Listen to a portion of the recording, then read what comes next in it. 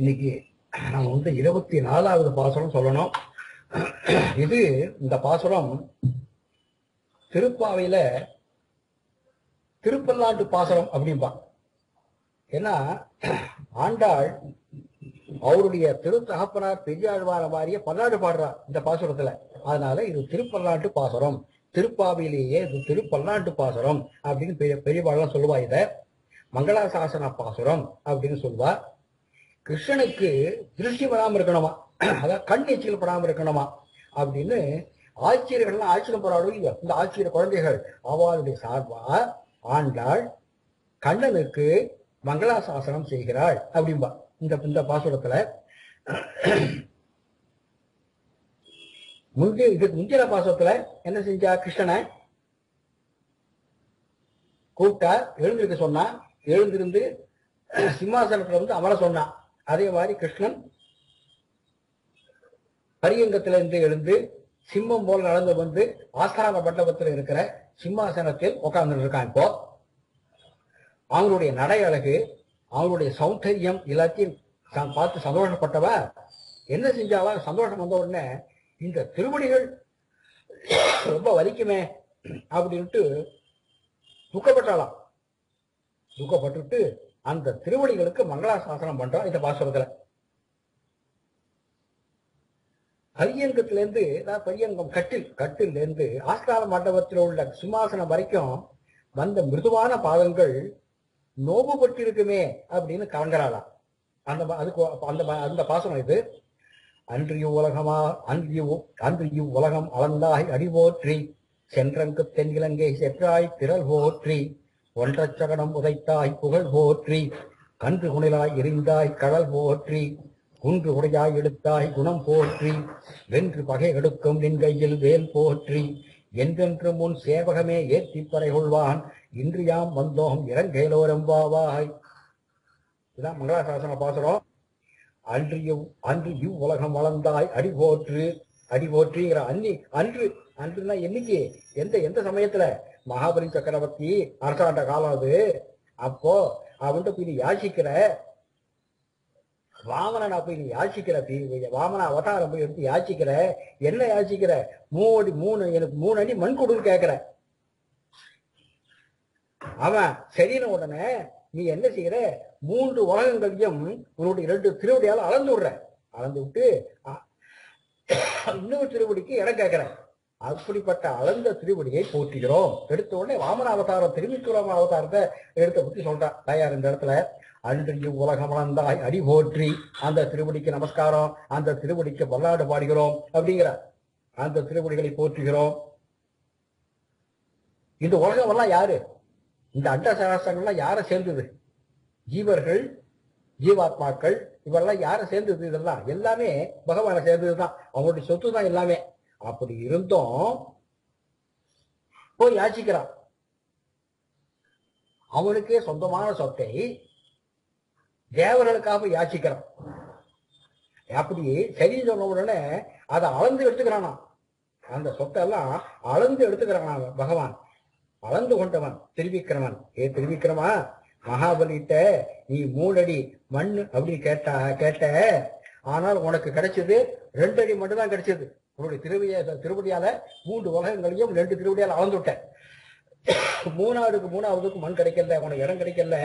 அதனால நான் திருப்பாவையில உனக்கு 3 அடி தருகிறேன் என்றாலாம் தாயார். என்னென்ன 3 அடி அப்படின்னா, ஓங்கி உலகளந்த உத்தமன் பேர்வாடி, நாங்கள் நம்பாவைக்கு சாட்டி நீராடினால் தீங்கந்தி நாடெல்லாம் திங்கள் முகறி வைது, ஓங்கு பெருஞ்செல்லோடு வேலகட பூங்குவலை போதில் புரிவொன்று கண்படுப்ப, தேங்காதே முற்றிருந்து ஈர்த்த உலகத்தில் வாங்க குடந்துரைக்கும் வழியில் விரும்பசுக்கள் அப்படிங்கிறோம். அந்த ஓங்கி உலகளந்த அது 1 அடி கொடுக்குறேன். அப்புறம் அம்பரமே தண்ணீரே, அம்பரமே அந்த பாசுல அம்பர் மூடறுத்து ஓங்கி உலகளந்த அப்படிங்கிறார். அது ஒரு திருவிக்க அவதாரம். அம்பரம் மூடறுத்து ஓங்கி உலகளந்த, இதெல்லாம் முன்னாடி பார்த்தோம். மேல அந்த கடாகத்தையே அப்ப தெருவடி கிழிச்சுன்னு மேல போச்சு அப்படின்னு பார்த்தோம் நம்ம. அந்த மாதிரி அது 1 அடி கொடுத்தேன். அப்புறம் 3ஆவது இப்ப சொல்றேன், அன்றி உலகம் வளர்ந்தாய் அடி போட்டி, நான் 3 அடி உனக்கு கொடுக்குறேங்களா தாயார். இதுல இந்த மாதிரி 3 பாசனங்கள்ல உனக்கு 3 அடியை கொடுக்குறேன் அப்படின்னாலாம் தாயார். அன்றிய உலகம் வளர்ந்தாய் அடி போற்றி, சென்றங்கு தென்னிலங்கை செற்றாய் திரள் போற்றி. அடுத்து ராமாவதாரம், திருவிக்கிரம அவதாரத்தில் ராமாவதாரத்தை கூட சென்று அங்கு தென் இலங்கை செற்றாய் திரள் போற்றி. ராவணனை சம்ஹாரம் பண்ணணும். என்ன செய்யற? கடல் எல்லை இருக்க திருப்புலாணி வரைக்கும் போற, அங்க சேது மந்தனம் பண்ற, அங்கேருந்து போய் அதுக்கப்புறம் தென்னிலங்கைக்கு போற, அங்க போய் தென்னிலங்கையை அழித்த உடைய திறமையை போற்றுகிறோம் அப்படிங்கிறார். இங்கேயும் திரள் போற்றுனா இங்கேயும் திருவடிகளின் பெருமைதான். ஏன் திருவடிகள் பெருமை? அயோத்தியிலேருந்து நடதான் ராமபிரானுக்கு அயோத்தியிலேருந்து எப்போ வனவாசத்துக்கு கிளம்பினாரோ அதுல இருந்து ராவண சம்ஹாரம் முடிஞ்சு புஷ்ப விமானத்துல ஏறுற வரைக்கும் நடந்த சஞ்சாரம் பண்ணிருக்காரு. அவருடைய திருவடிகள் படாத இடம் இந்தியா தேசத்தில் எங்க கிடையாதும்பா. அந்த மாதிரி நடத்திருக்காரு. ஆசேது அப்படின்பா சொல்றா பாருங்க. சேதுக்கரை வரைக்கும் அங்க கடல்ல அணை கட்டுறது, அப்புறம் இலங்கைக்கு போறது, இங்கெல்லாம் திருவடிகள் அலைந்திருக்கின்றன.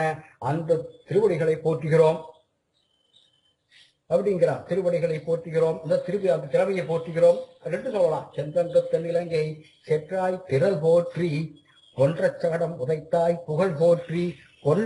கொன்றன்னா சுக்குநூறாக நொறுகிற மாதிரி, கொன்ற அப்படின்னா சுக்குநூறாக நொறுங்கி போற மாதிரி. சகடம்னா வண்டி உருவல வந்தான ஒரு அசுரன்.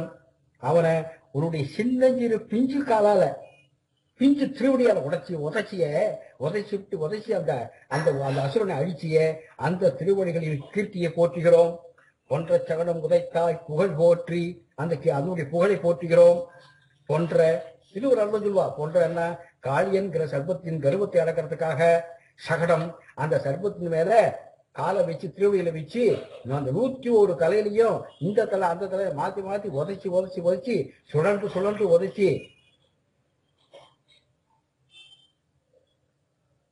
அவனுடைய கர்வத்தை அடக்கினிய அந்த ஒன்ற சகடம் உதைத்தாய் புகழ் போற்றி. இன்னொரு அர்த்தம் சொல்லுவா இதுக்கு. என்ன? நாகாஸ்திரத்தை மகாபாரத யுத்தத்துல கர்ணன் அர்ஜுனன் மேல ஏவலாம். நாகாஸ்திரத்தினுடைய எண்ணம் என்ன? அர்ஜுனனை அழிக்கணுங்கிற எண்ணம் நாகத்துக்கு. கர்ணனுடைய எண்ணம் என்ன? இந்த நாகாஸ்திரத்தின் மூலமா அர்ஜுனனை கொல்லணுங்கிற எண்ணம். ஆக நாகாஸ்திரத்தினுடைய எண்ணமும் கர்ணனுடைய எண்ணமும் அறிய சகடம் உதைத்தான். யாரு? கண்ணன் என்ன செஞ்சா? சகடம் உதைத்தான்.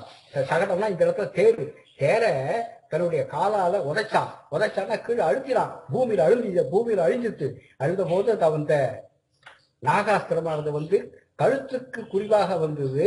அவனுடைய அர்ஜுனுடைய மேல கீழத்தை தள்ளிட்டு போயிடுது அப்படின்பா. அந்த அர்த்தத்துல சொல்வா. இன்னொரு அர்த்தம் இருக்கு.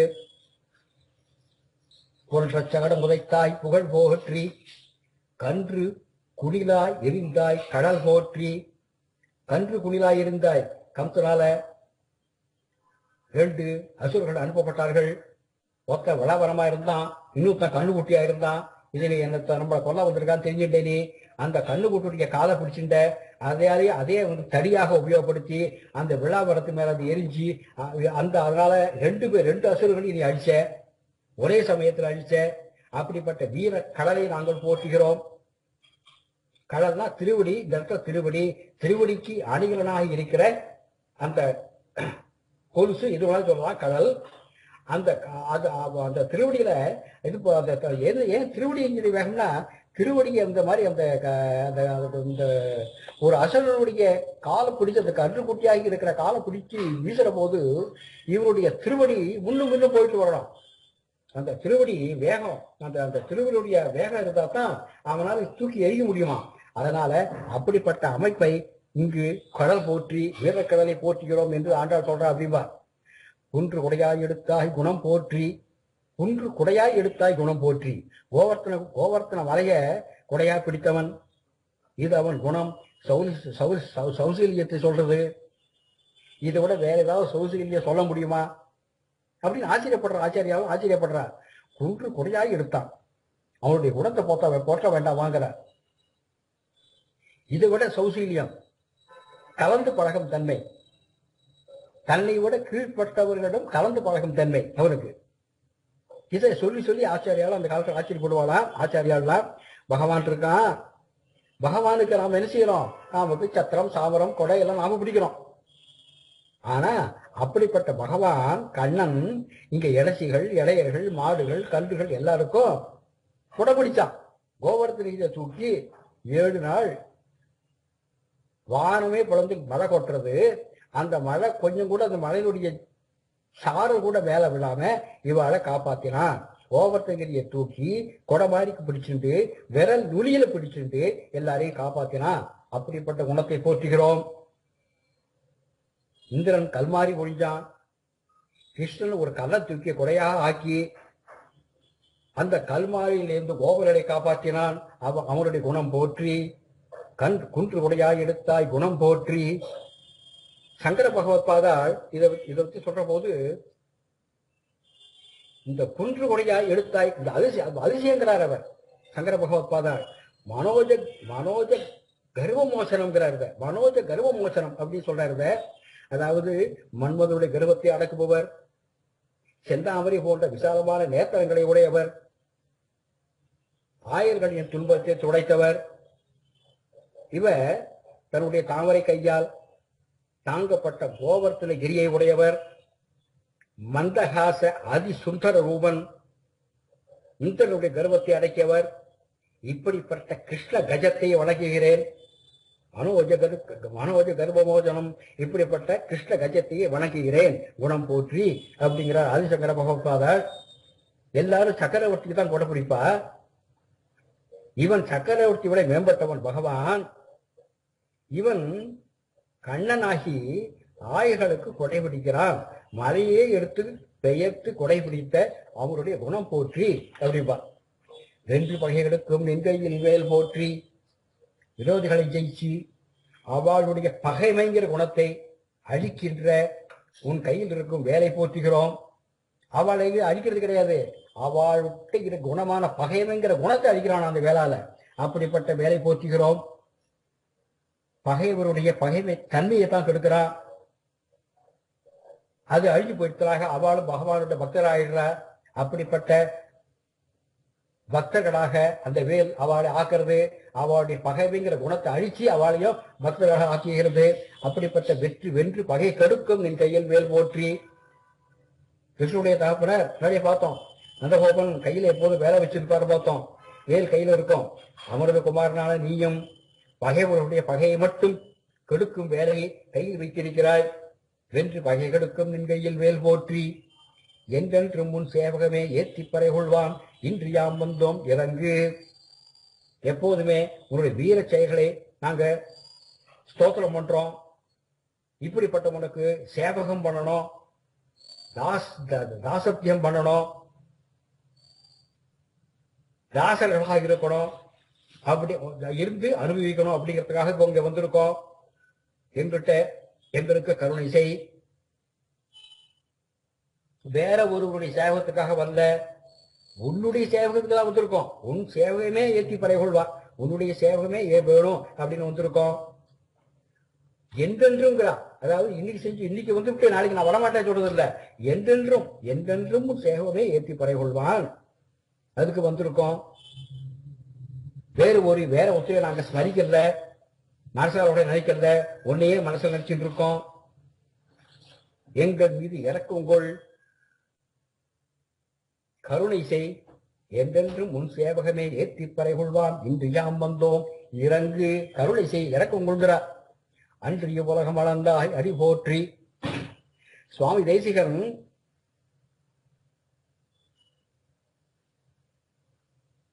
அவருடைய தேசிக பிரபந்தத்துல ஒரு பாசனம் சொல்ற. மலர்மகள் கைவருட மலர் போதில் சிவந்தன. மகாலட்சுமி பகவானுடைய திருவடியை தன்னுடைய செந்தாமரை போன்ற கையால் திருக்கைகளால் வருட ஆரம்பிக்கிறாளாம். வருட ஆரம்பிக்கிற போதே அவருடைய மலரடி ஏற்கனவே சகப்பா இருக்கான். பகவானுடைய மலரடி அது இன்னும் சிவந்து போறதான். இந்த திருவடி எப்படிப்பட்டது தெரியுமா? சுவாமி தேசிகன் சொல்ற.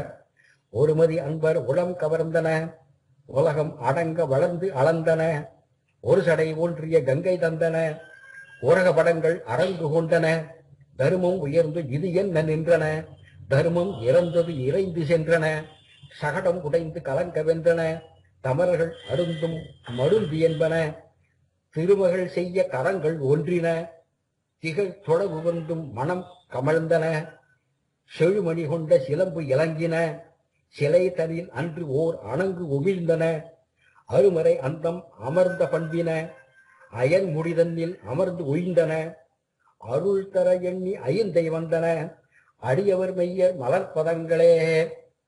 அடியவர் மெய்ய தேவநாதனுடைய மலர்பதங்களை பத்தி சொல்ற திருவடி. இது எப்படி இது பரமகாந்திகளுடைய பரமகாந்திகள் கழுவியோ எப்பொழுதும் பகவானே நினைச்சிட்டு இருப்பா, வேற ஒருத்தர் கிடையாது, அவள் பகவான் தான் எல்லாமே.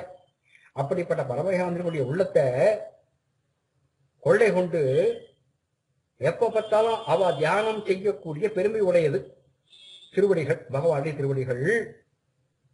இந்த திருவடி திருவிக்கிரம அவதாரத்துல எல்லா லோகங்களும் தனக்குள்ள அடங்கி இருக்கிற மாதிரி பெருசா வளர்ந்தது.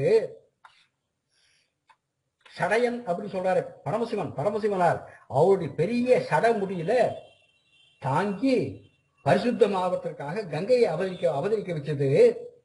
கிருஷ்ணாவதாரத்துல துஷ்ட நிகிரகம் செய்யறதுக்காக காளியனுங்கிற சர்வத்தினுடைய படங்களை தலையில தன் நடன அரங்கமாக போட்டு நடனம் செஞ்சது இந்த திருவடிகள்.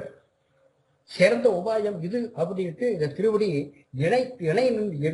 இணைந்து நின்றன. ரெண்டு திருவடி சேர்ந்து நிற்கிறது. இதே திருவடிதான் தர்மன் பிரார்த்திக்க, தர்மன் கேட்டதுக்கு அப்புறம் துரியோதனுக்கு தூதா போனது, அசுரனுடைய சகட வடிவத்தை தூள்களாக ஆக்கியது. சம்சார நோய் தீர்றதுக்காக பாகவதர்கள் அருந்தும் மருந்தாக இந்த திருவடிகள் தான் இருக்கு. பெரிய பிராட்டி தன் தடிற்கைகளால் வருடும் போது அவற்றோடு கைகளோடு ஒன்றுபட்டு நின்றன. அது மாத்திரம் இல்ல, இந்த திருவடி எப்ப பார்த்தாலும் திருத்துழாய் வாசனை தான் தாங்கி நிற்கிறது. செழுதியான ரத்தங்களை பதித்த சிலம்புகள் இருக்குதுல. ராமாவதாரத்துல அகல்யை சாபோய் போசனம் பண்ணிட்டு இந்த திருப்படி தான். அருமையான வேதனத்தங்கள் உள்ள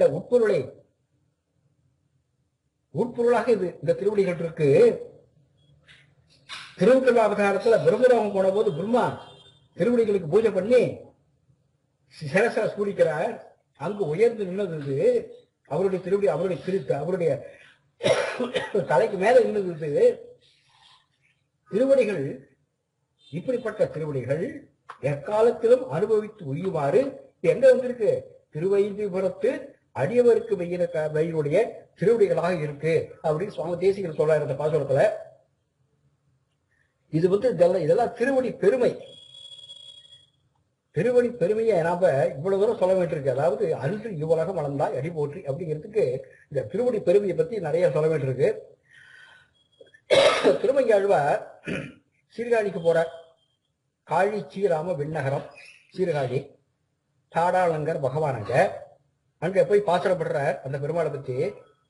ஒரு குரலாய் இரு நிலம் மூவடி மண்மேண்டி உலகனைத்தும் ஈரடியால் ஒடுக்கி ஒன்றும் தருக வெற மாவலியை சிறையில் வைத்த தாடாளன் தாழ் அணைவீர் தக்க கீர்த்தி அருமறையின் திரள் 4 வேள்வி 5 அங்கங்கள் அவை 6 இசைகள் 7 தெருவில் மலி விழா வளமும் சிறக்கும் காழி சீராம விண்ணகரே சேர்வினீரே. இழந்து திருமங்க இந்த காழி சீராம விண்ணகரம் சீர்காழி பத்தி எல்லாம் படி அந்த புத்தகத்தை எழுதி முடிச்சிருக்கேன், பப்ளிஷ் பண்ணிருக்கேன். அதை திவ்ய தேச பெருமையை பத்தி 42 திவ்ய தேசங்களை பத்தி எழுதியிருக்கேன். அதுல இது வருது. இதெல்லாம் திருமங்கையாழ்வார் ஒவ்வொரு திவ்ய தேசம் போய் பகவான மங்களாசாசனம் பண்ற வழக்கம்.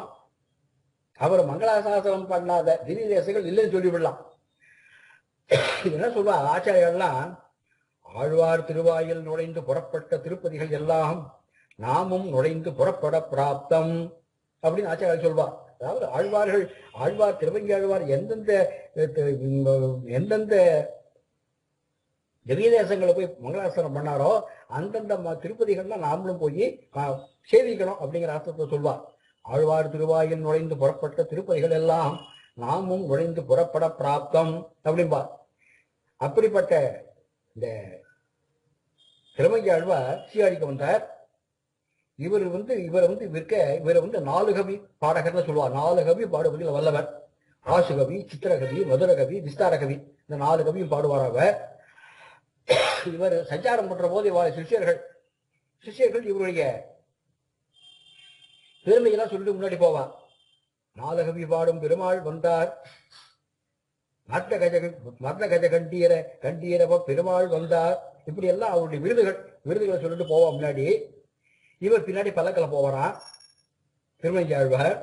இப்படி போற போது சீயாழியில திருஞான சம்பந்தர் இவரை தடுத்தார். தடுத்து விட்டு நாதகவி பெருமாள் சொல்லிற இந்த தாடாளர் விஷயமா உடனே ஒரு பாசுரம் பாடும் அப்படின்னு அவர் திருஞான சம்பந்தர். உடனே திருமங்கி அம்மன் அப்படியே அதை பாடுறேன் அப்படின்னு இந்த பாசுரத்தை அவர் பாடினார். ஒரு உருடாய் இருநிலம் மூவடி மண் வேண்டி உலகனைத்தும் ஈரடியால் உடுக்கி அப்படின்னு பாடினார்.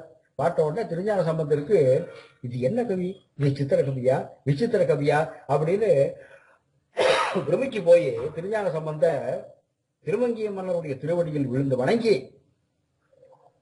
தன் கையில் இருந்த வேலாயுதத்தை காணிக்கையாக திருமங்கியாழ்வாரிடம் கொடுத்தார்.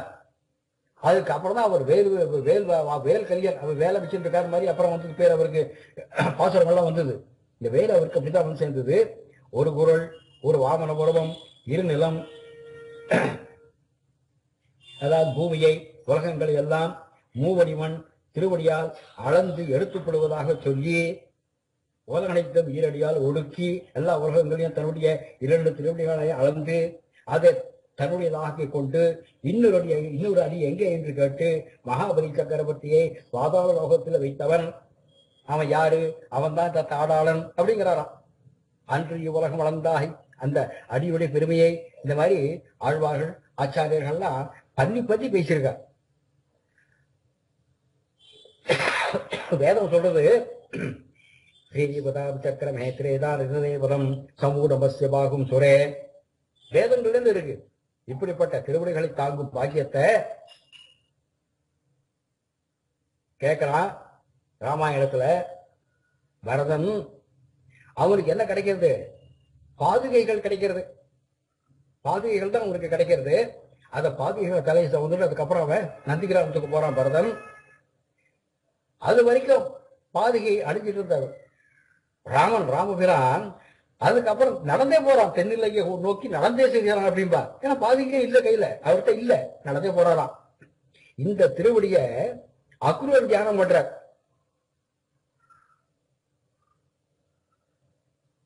கம்சன் சொல்றாரு போய் ஆட்சியமா சொல்லி, அந்த சமயத்துல திருப்பி ஆட்சியர் வர சமயத்துல நதி தீரத்துல கண்ணனுடைய திருவடியை தியானம் பண்ணி அவர் மத்தியான ஸ்நானம் பண்றார் அப்படின்பா. இது மாத்திரம் இல்ல, சிலப்பதிகாரம் சொல்றது அன்று இவ்வுலகம் வளர்ந்ததையும் சென்று அங்கு தென்னிலங்கை சென்றதையும் அன்று தென்னிலங்கை செற்றதையும் அன்று இவ்வுலகம் அளந்ததையும் சென்று அங்கு தென்னிலங்கை செற்றதையும் ஜெயிச்சதையும் எல்லாம் இந்த திருவடிகள். அப்புறம் எல்லாருக்கும் புரிஞ்ச பாடல் அதிலேயே சிலப்பதிகாரத்துல மூவலகும் ஈரடையால் முறை நிரம்பா வகை முடிய தாவிய சேவடி சேப்ப தம்பியோடும் கான் புகுந்த சோபரனும் போர்மடிய தொல் இலங்கை கட்டழிந்த சேவகன் சீர் கேளாத செவி என்ன செவியே, திருமால் சீர் கேளாத செவி என்ன செவியே. சிலப்பதிகாரம் சொல்றது பகவானுடைய திருவடியை பற்றி இப்படி போல இருந்தது. இந்த கண்ணன் சின்ன குழந்தையார்கள் போதே இவனுக்கு நிறைய பகைவர்கள், விரோதிகள். இவனுக்கு கெடுதல் செய்யணும்னு இருக்கா. இந்த குழந்தைக்கு ஆயுதம்னா என்னன்னே தெரியாது, அப்படிப்பட்ட சின்ன குழந்தை. அப்போ ஒரு அசுரன் வந்து வண்டி ரூபத்துல வரான், இந்த கண்ணனை கொல்லணும்னு வரான். அந்த சகடத்தை நீ ஆயுதம் ஒண்ணு கிடையாது உங்ககிட்ட, ஆயுதம்னா என்னன்னு உங்களுக்கு தெரியாத பச்சிளம் குழந்தை, நீ உங்களுடைய திருவடியால உதைக்கிற அந்த திருவடிக்கு மங்களம் உண்டாகட்டும். 2 அசுரர்கள் ஒன்னா வந்தா, கண்ணனை கொல்லணும்னு வந்தா, ஒருத்தன் விளாமரம் இன்னொருத்தன் கன்று கூட்டி அந்த கன்றையை நீ கம்பாக தூக்கி விழா மரத்தின் மீது எரிஞ்சு 2 அசுரடி அழிச்ச. இது உன்னுடைய திருவடி பெருமைதான். இந்த திருவடிக்கு வீரக்கடல், அந்த கடலுக்கு மங்களம். குன்று உடையாய் எடுத்தாய் குணம் போற்றி, வென்று பகை எடுக்கவனின் கையில் வேல் போற்றி. இப்படி ஆயிரவள பெண்கள் சிறுமிகள் ஆண்டாலும் மங்களாசாசனம் செய்தார்கள். செஞ்ச உடனே கண்ணனுக்கு சந்தோஷம், சந்தோஷம் வந்து மனம் மகிழ்ந்து கேட்கறானா, என்றென்றும் உன் சேவமே ஏற்றி அப்படின்னு வந்துட்ட, சரி இன்னைக்கு உங்களுக்கு உண்மையில் உங்களுக்கு குறை கிடையாது அப்படின்ட்டு அப்படின்னு உடனே இவா சொன்னாலாம், பறைகொள்வான் இன்றியாம் வந்தோம் இறங்கு, பறைகொள்வான் இன்றியாம் வந்தோம் இறங்கு. உன்னை அடைகிறதுக்காக நோம்பு நோக்குறோம், அந்த நோம்பு முடியணும், இதற்கு பறையன்ற வாத்தியம் போன்றவை வேணும், இரக்கம் கொள்வாயாக அப்படி கேட்கிறா. பறைகொள்வான், நீ எங்களை பறைகொள்வான் இன்று வந்தோம் அப்படியும் வியாக்கியானம்.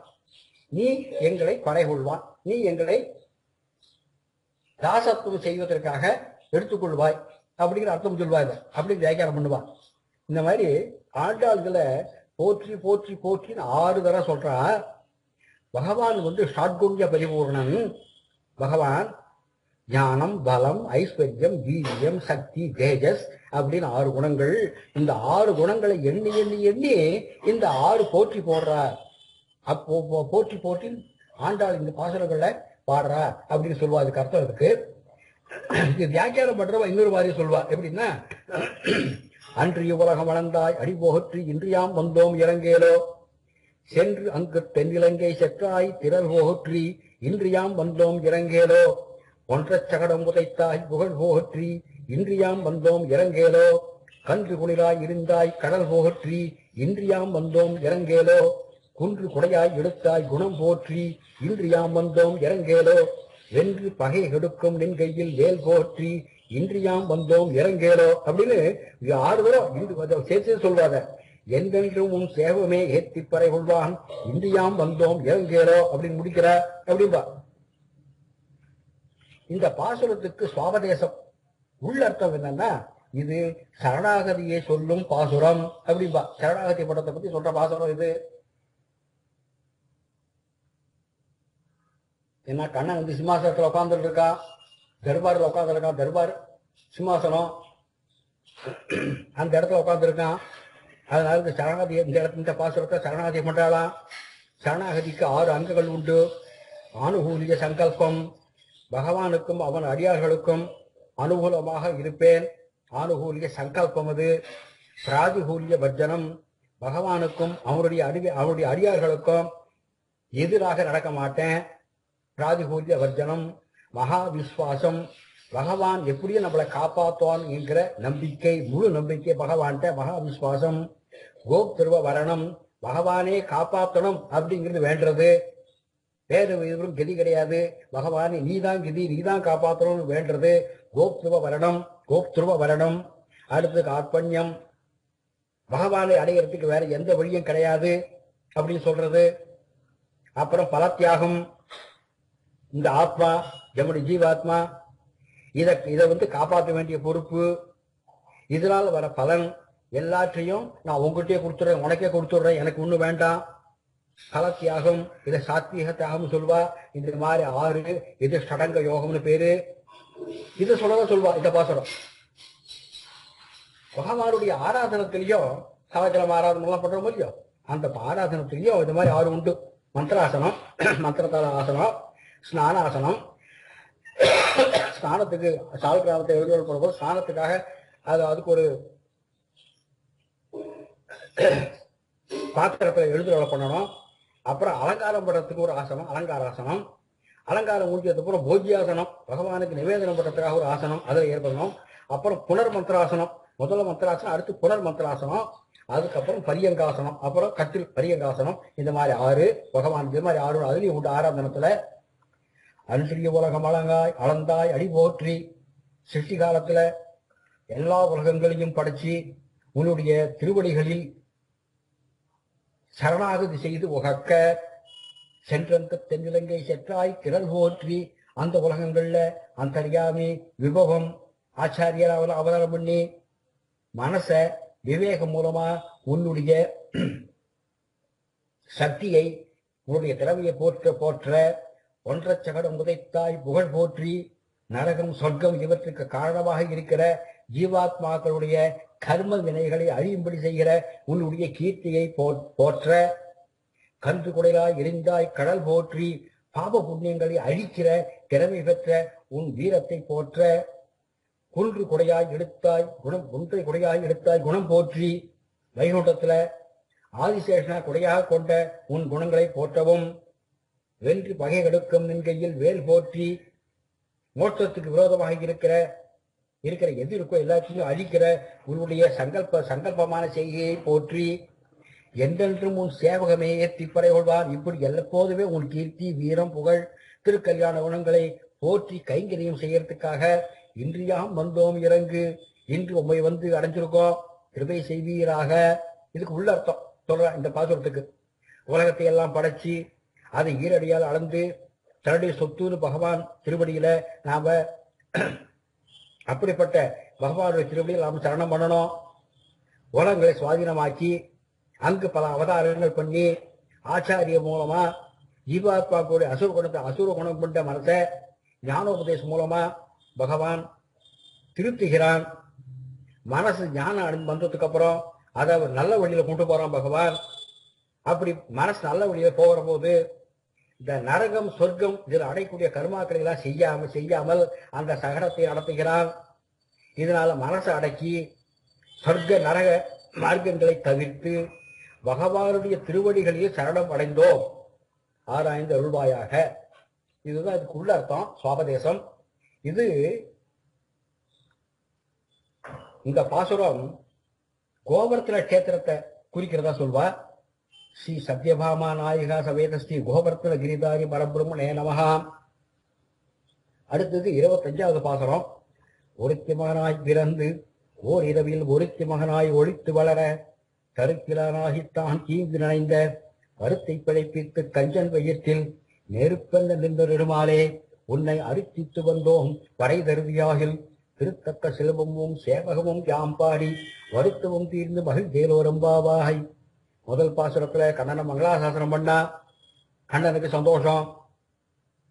இந்த குளிர் காத்தா இருக்கு, பனி பெயர்ந்து இந்த மார்கழி மாசத்துல விடிகால வேலையில எல்லா ஆய்வுகளத்திலும் அழைச்சி எழுப்பி நந்தகோபன் யசோதை பலராமன் நப்பியனை எல்லாரையும் எழுப்பி என்னை சிங்காசனத்துல வந்து அமரும்படி பண்ணி எனக்கு மங்களாசாசனம் செஞ்சு வைப்போ, இப்படிதான் செய்யறதுக்கு என்ன காரணம்னு கேட்கலாம்.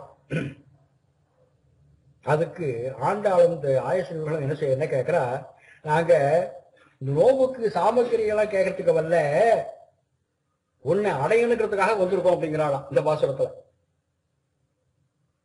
இந்த பாசுரத்துல கண்ணனுடைய அவதார ரகசியம் சொல்லப்படுகிறது அப்படின்பா. அஜாயமானோ பகுதா விஜாயதே, வேகம் வேதம் சொல்றது அஜாயமானோ பகுதா விஜாயதே இத்தியனஸ்ய மனசா அப்படின்னு பாடுறது. கண்ணனை பாடுற போது கண்ணனை பத்தி நினைச்சாலோ அவருடைய புகழை பாடினாலோ மீதி எதை பத்தி நினைவே வராது. மீதி தெய்வங்களை பத்தியோ எதை பத்தியோ நம்ம மனசு நினைவே வராது. அப்படி கண்ணன்ட்ட மனசு லயிச்சு போயிடும் அப்படிங்கிற சுவாமி தேசிகன். ஓரிரவில் ஒருத்தி மகனாய் பிறந்து ஒரே ராத்திரியில மதுரையில தேவையினுடைய திருக்குமாரனா அவதாரம் பண்ண அதே ராத்திரியில ஒருவன் மகன் இல்ல ஒருத்தி மகன் தேவையினிடத்த 12 மாசம் கர்ப்பவாசம். அதனால உனக்கு ஏற்றம் சங்க சக்கர கதாதாரியாக பல திவ்ய ஆவணங்களை அடிச்சுன்னு அவதாரம் பண்ண. அப்போ ஒருத்தி மகனாய் ஒழித்து வளர கோகுலத்துக்கு வந்த யசோதனுடைய அபிமான குமாரனாக இங்க மறைஞ்சு வளர்ற, ஒருவருக்கு தெரியாமல் இருக்கணும் வளர்ற, முக்கியமா கம்சனுக்கு தெரியாமல் இருக்கணுங்கிறதுக்காக ஒழுங்கு வளர்கிறாய். இந்த வசுதேவன் யசோதை இருக்காளே, வசுதேவன் தேவகி, வசுதேவன் சொல்லணும், வசுதேவன் தேவகி. அந்த வசுதேவனுக்கு 7 மனைவிகளாம். அதாவது ஆகன் அப்படின்னு ஒரு ராஜா இருந்தான். அந்த ஆகன்கிற ராஜாவுக்கு சூரசேனன் உக்ரசேனன் அப்படின்னு 2 பிள்ளைகள். அந்த சூரசேனனுக்கு தேவவான் உபதேவன் சகதேவன் தேவரட்சிதன் அப்படி 4 பிள்ளைகள், 7 பெண்கள். 7 பெண்கள் யாரானா விருகதேவா உபதேவா தேவரட்சிதா ஸ்ரீதேவா அப்புறம் சாந்தி தேவா சகதேவா, தேவகி அப்படின்னு 7 பெண்கள். இந்த 7 பேரையும் வசுதேவருக்கு கல்யாணம் பண்ணி கொடுக்கிறார். இவளோடு கூட ரோகிணியும் இவருடைய மனைவி. இந்த மாதிரி பல மனைவிகள் இருக்கு. அப்படி இருக்கிற போது பகவான் தன்னுடைய தாயாராக தேவகியை தேர்ந்தெடுத்தார். அதனால இங்கு ஒருத்தி மகனாயின்னு ஆண்டவர் சொல்றார். சூரசேனுடைய இப்படி இந்த சூரசேனனுக்கான அவருடைய சிநேகிதன் குந்தி. அந்த குந்திங்கிறவனுக்கு சந்ததி கிடையாதான். அதனால சூரசேனனை செஞ்சா தன்னுடைய பொண்ணு பிரதா அப்படி உங்களோட ஸ்வீகாரமா கொடுத்தான். குந்திங்கிறதுக்கு தன்னுடைய சிநேகிதனுக்கு ஸ்வீகாரமா கொடுத்தான். இவள் தான் இந்த குந்திங்கிற சிநேகிதனுடைய ஸ்வீகார பெண். இவ பேரும் குந்திதான். இவளை பாண்டு மகாராஜா கல்யாணம் பண்ணிட்டார். அதனால குந்தி வசுதேவருக்கு சகோதரி. அதனால குந்தி கிருஷ்ணனுக்கு அத்தை. இவ்வளவு சொல்றது மகாபாரதம். ஒளித்து வளர கம்சன் பொன் குழந்தைய கல்லில் மோதி கொல்ல முயற்சி செய்யற போது அந்த குழந்தை கம்சனுடைய இப்படி இருந்து உதறி அவனை கீழே தள்ளி விட்டு உதைச்சி விட்டு ஆகாயத்தை போய் நின்றுட்டு, ஏ கம்சனே, உன்னை கொல்ல ஒருவன் ஒளிந்து வளைகிறான்னு சொல்றது சொல்லி மறைஞ்சு போச்சு. அப்படி ஒளிந்து வளர ஒருத்தி அண்ணனை பெற்றதாய், இன்னொருத்தி ஒளித்து வளர்ந்ததாய். கர்ப்பவாசம் ஒருத்தியிடம், ஒளிஞ்சு வளர்றது இன்னொருத்தியிடம். வளர ஒளித்து வளர வளர எப்படி வளர்றான்? வெண்ணெய் பால் இவையெல்லாம் நேச்ச போதெல்லாம் சாப்பிட்டு வளரானா. பல அதிசயமான செயல்களை செய்து கொண்டு வளரங்கிறதுக்கு அர்த்தம் சொல்றான். ஒளித்து வளர வளரன்னா சாதாரண வளரல. வெண்ணெய் பால்லாம் சாப்பிட்டு வளரான். விஷத்துக்கு சாப்பிட்றான், நட்டு போதான் சாப்பிட்றான். அப்பப்போ அதிசயமான செயல்களை செஞ்சுட்டு வளர்றான். கருக்கிலான் ஆகித்தான் தீங்கு நினைந்த அப்படி வளர்றத கம்சன் அப்படியே தெரிஞ்சு விட்டான். அதை தரிக்காமல் சைக்கிள் அவனால இப்படி வளராலும் சைக்கிள்ல உடனே என்ன செய்யலாம்? கண்ணனை எப்படியும் கொல்லணுங்கிறதுக்காக துரோகம் செய்ய நினைத்த, தீங்கு நினைத்த, என்ன செய்ய தீங்கு எப்படி நினைக்கிறான்? அகுரூர் அனுப்புறான், கண்ணனை வரவழைக்கிறான். கோலையாபி இடங்கிற யானை மூலமாகவும் மல்லர் குலமாக அவனை கண்ணனை கொள்வதற்கு நினைக்கிறான். தீங்கு நினைந்த கருத்தை பிழைப்பித்து கஞ்சன் வயிற்றில், கஞ்சன்னா கம்சன், இங்க கம்சன் அவன் எண்ணத்தை வீணாக்கி அவன் வயிற்றுல நெருப்பென்ன நின்று நெடுமாலே, அந்த வயிற்றுல அக்னி மாதிரி இருக்கிறானா, நெருப்பு மாதிரி இருக்கிறானா, நெருப்பின்றவன் அப்படி அப்படி நெடுமாலை நெடுமாலை நெடுமாலைங்கிற நெருப்பென்று நெடுமால், மால்னாவே பித்தன் அர்த்தம். இது எப்படி எப்படி இந்த பித்தனுக்கு அர்த்தம்? இவன் அண்டினவருக்கு பித்தன். யார் அவன் அன்றாலோ அவளுக்கு இவன் பித்தனா இருப்பான். இன்னொன்னு, அண்டினவரிடம் இவன் பித்தமாக இருப்பான். யார் இவன் அன்றாலோ அவள்கிட்ட இவன் பித்தமா, இவன் பித்தனா இருப்பானா. நெருப்பென்ற நின்ற நெடுமாலே உன்னை அரித்தித்து வந்தோம் பறை தருவியாகில் திருத்தக்க செல்வமும் சேவகமும் யாம்பாடி உன்னிடம் யாச்சித்து வந்திருக்கோம், அபேட்சித்து வந்திருக்கோம். உன் பிறவிகளை நாங்கள் நிறைய புண்ணியம் பண்ணியிருக்கணும், நல்ல காரியங்களை பண்ணியிருக்கணும். அதனால்தான் உன்னை நாங்க அரித்தித்து வந்தோம். உன்னைங்கிறாங்க இதை சொல்றா. உன்னை அரித்தித்து வந்தோம் உண்மைன்னு உறுதியோடு சொல்றா. தன் ஆசையை சொல்றா. எல்லா அவதாரங்களும் நிறைவு இருக்கும். ஆனா கடைசியில் நடந்த அவதாரம், நடக்கிற அவதாரம் போது கண்ணன் கிருஷ்ண அவதாரம் அது நடவதற்கு. அதனால உன்னை அபேஷ்டித்து உன்னுடைய திருவடி வாரத்துக்கு வந்திருக்கோம். நாங்கள் அபேஷ்டித்த பறையை, எங்கள் உத்தேசியத்தை, பறை விட்டு எங்களை உத்தேசங்கிறார், எங்கள் உத்தேசத்தை நீங்க தம்பி தந்தால் ஆசைப்படத்தக்க மேம்பட்ட சம்பத்தையும் உன் வீர செயல்களையும் கீர்த்தனை செய்து வருத்தமும் தீர்ந்து மகிழ்ந்து நாங்கள் கஷ்டம் நீங்க மகிழ்ச்சி அடைவோம். நாங்கள் எங்க உத்தேசத்தை நிறைவேற்றினாக்க உன்னுடைய வீர செயல்களை அறுத்தி நாங்க பாடுவோம், எங்க கஷ்டங்கள்லாம் தீர்ந்து போயிடும், சந்தோஷமா இருப்போம் அப்படிங்கிற. பகவான் அவதாரத்துல ஒவ்வொருத்திலும் ஒவ்வொரு விசேஷம். பகவானுடைய அவதாரத்துல சில அவதாரங்கள்ல அவருக்கு தாய் தாப்பனாரே கிடையாது. சில அவதாரங்கள்ல உண்டு. கிருஷ்ண அவதாரத்துல எப்படின்னா 2 தாயார் 2 தகப்பனார். ராம அவதாரத்துல எப்படின்னா இவர் வயது இது வந்ததுக்கு அப்புறம் தான், கல்யாணம்லாம் ஆனதுக்கு அப்புறம் பெற்றோருடைய வார்த்தை கேட்கிறார். ஆனா கிருஷ்ண அவதாரத்துல பிறந்த உடனேயே தாயின் சொல்லி கேட்டு நடந்தான். எப்படி சங்கு சக்கரதாரியா இருந்தாலும் தேவகியை காட்சி கொடுத்தாலும் இல்லையோ, அந்த சுரூபத்தை தேவகி பிரார்த்திக்கிறா, இதெல்லாம் மறைச்சுக்கோங்கிறா. சரின்றான். ஒருத்தி, இது சாதாரண ஒருத்தி இல்லைவோ, பகவானே குமாரனாக பிறக்க வேண்டும் என்று தவம் செய்த ஒருத்தி. ஒருத்தி மகனாய் பிறந்தனா இவள் பகவானே தனக்கு குமாரனாக பிறக்க வேண்டும் என்று தவம் செய்த ஒருத்தி இவள். பகவானுக்கு நாம் எல்லாருமே குழந்தைகள் தான். இந்த பகவான் ஒருத்திக்கு குமாரனாக பிறக்கிறான். ஓரிரவில் ஒரு இரவில் பிறப்பு, அதே இரவில் வேறு ஒரு இடத்தில் ஒளிந்து வளருது. ஒருத்த மகனாய் பிறந்து எப்போ ரோகிணி நட்சத்திரத்துல அஷ்டம திதியில பிறந்து பகவான் அவதாரங்களை திதியை சொல்றோம். ஸ்ரீராமநவமின்னு திதியை சொல்றோம். கிருஷ்ணாவதாரத்துல அஷ்டமி கோகுலாஷ்டமிக்கிறோம். அதே கிருஷ்ணன் ஆச்சாரியனா இருக்கிறதுனால ஆச்சாரியனுக்கு நட்சத்திரத்தை சொல்லணும். அதனால ரோகிணிங்கிறோம். ரோகிணியில அவதரித்ததால அதை நம்ம ஸ்ரீ ஜெயந்தின்னு சொல்றோம்.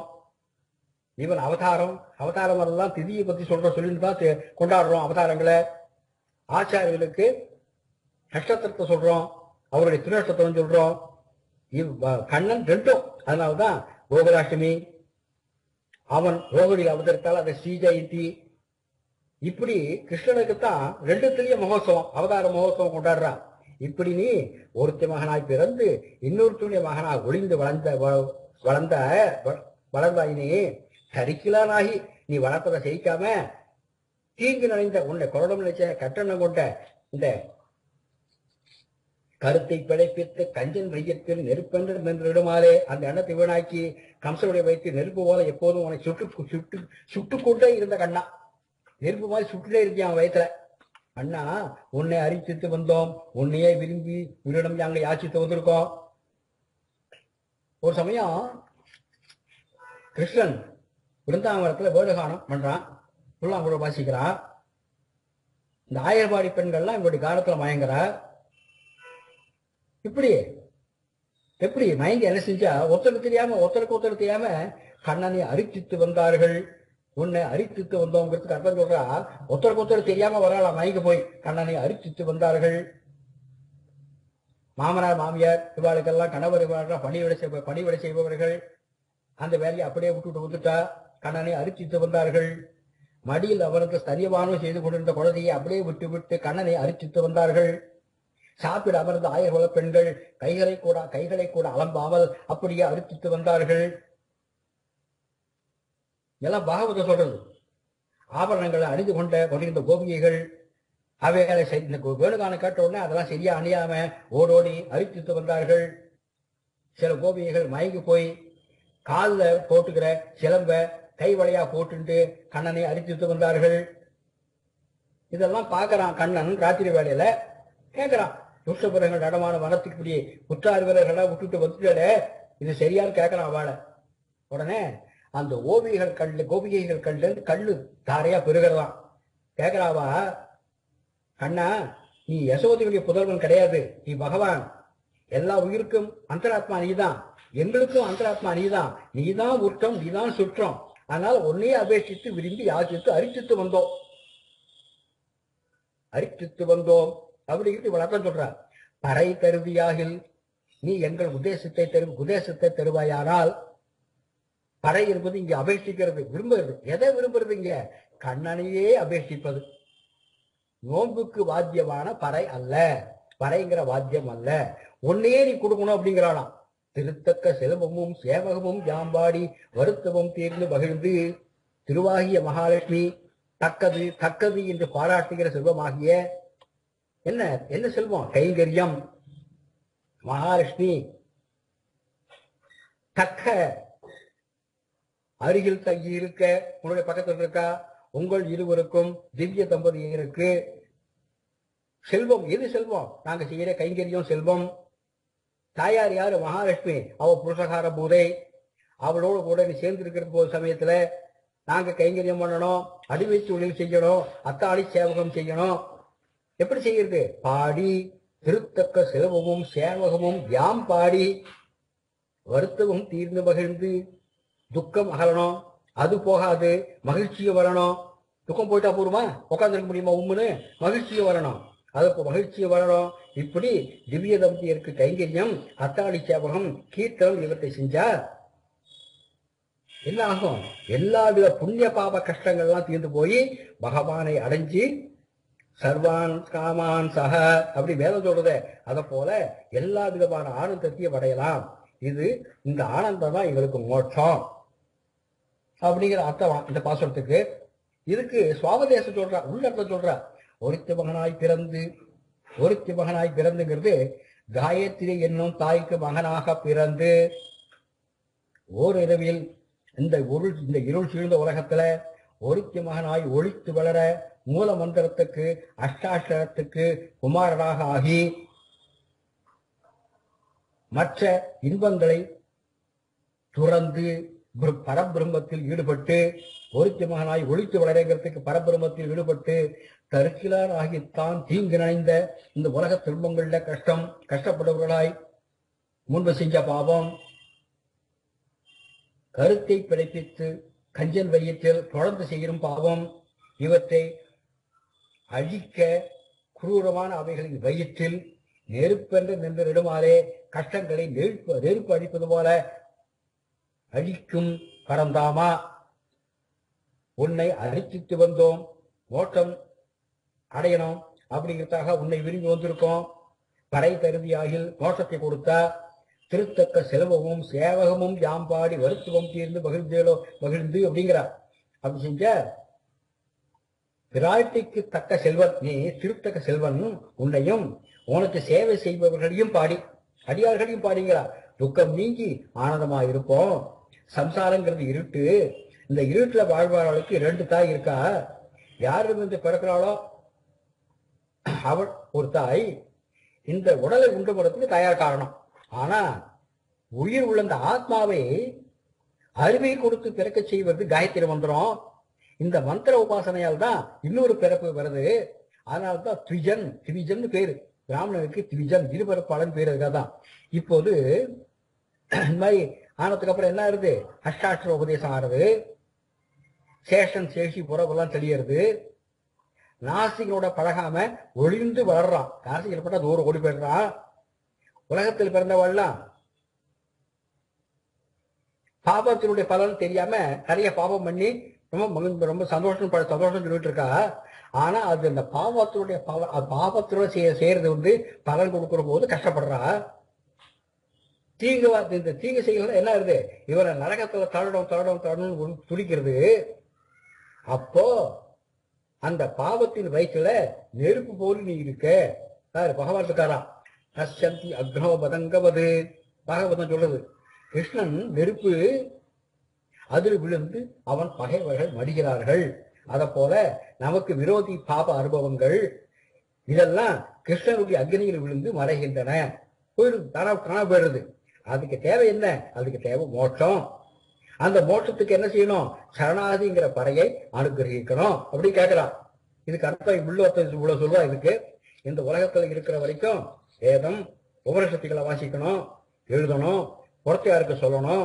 இதெல்லாம் திருத்தக்க செல்வம். நீ அர்ச்சையில் எழுந்தளிக்கிற திவ்ய தேசங்கள்ல கைங்கரியம் பண்ணணும். புஷ்ப கைங்கரியம், திருவிளக்கு கைங்கரியம் இதெல்லாம் பண்ணணும். வேதம் போதணும். இது மாதிரி இதெல்லாம் செய்யறது சேவகம். பரமபதம் அடைஞ்சதுக்கு அப்புறம் அந்த நித்திய கைங்கரியம் அது செய்யறது அதான் மகிழ்ச்சி. ஜீவாத்மாக்களுக்கு இதுதான் முக்கியம். இப்படி இருந்தா பக்தி வளரும். பக்தி வளர்ந்து வளர என்ன ஆகும்? பாபம் விலகும். பாபம் விலகினாக்க மோட்சம் சித்திக்கும். இந்த மோட்சம் சித்திக்கிறதுனால இதுவரை இருந்த வருத்தம் தீர்ந்து நித்திய சந்தோஷம் உண்டாகும் அப்படிங்கிறது இந்த சுவாபதேசமா சொல்வா இந்த பாசுரத்துக்கு. இது திருக்கண்ணபுரத்து எம்பெருமானை குறிப்பதாக சொல்வார். ஸ்ரீ கண்ணபுர நாயகா சமேத ஸ்ரீ சௌரிராஜ பரபிரம்மணே நமஹா. அடுத்தது 26வது பாசுரம். மாலே மணிவண்ணா மார்கழி நீராடுவான் மேலையார் செய்வனகள் வேண்டுமன கேட்டியேன் ஞாலத்தை எல்லாம் நடுங்க முரல்வன பாலன வண்ணத்துள் பாஞ்ச செஞ்சமே போல்வன சங்கங்கள் போய்ப்பாடு உடையனவே சால பெரும்பரையே பல்லாண்டு திசைப்பாரே கோல விளக்கே கொடியே விதானமே ஆதிங்கிளையாய் அருளேலோர் பாவாய். 23ஆம் பாசுரத்துல சிம்மாசனத்துல வந்து கண்ணன் உட்கார்ந்துருக்கான். கண்ணனுடைய நடந்த வந்த கம்பீரத்தை சௌந்தரியத்தை 24வது பாசுரத்துல சொன்னா. அடுத்து இதுக்கு முன்னாடி பாசுரத்துல உன்னையே அபேட்சித்து வந்தோம்னு சொன்னா. இந்த பாசுரத்துல என்ன சொல்ற, கண்ணன்ட்ட கேட்கிறா, என்ன கேட்கிறா, சங்கம் கொடு, பறை கொடு, பல்லாண்டு பாடல்களை அனுப்பு, விளக்கு கொடு, கொடி கொடு, விதானம் கொடு, எல்லாம் கேட்கிறா கண்ணன்ட்ட. மாலே பக்தர்களிடம் அதி வாத்சல்யம் உடையவனே. மாலே மணிவண்ணானா மாலே என்னாக்க இந்த இடத்துல பக்தர்களிடம் அதிக வாத்சல்யம் தேவை உள்ளவனே. மாலே மணிவண்ணா நீல ரத்ன வடிவழகா அப்படிங்கிறா. மாலே மணிவண்ணா பக்தர்களிடம் ரொம்ப வாத்சல்யம் உடையவனே, நீல ரத்ன வடிவழகா அப்படின்னு உடனே கிருஷ்ணன் கேட்கிறாளா, உங்களுக்கு என்ன வேணும்? மார்கழி நீராடுவான், மார்கழி நீராட்டத்தின் நோம்புக்காக சாமகிரிகளை கேட்கிறோம். இந்த மாதிரி கூட சாஸ்திரம் உண்டோ? என்னையே வந்து கேட்கிறாள், இந்த மாதிரி சாஸ்திரம் உண்டோ அப்படின்னு கண்ணன் கேட்கலாம். திருப்பி மேலையாக செய்வனகள் வேண்டுமனை கேட்டியேல், அதுக்கு அவ பதில் சொல்றா.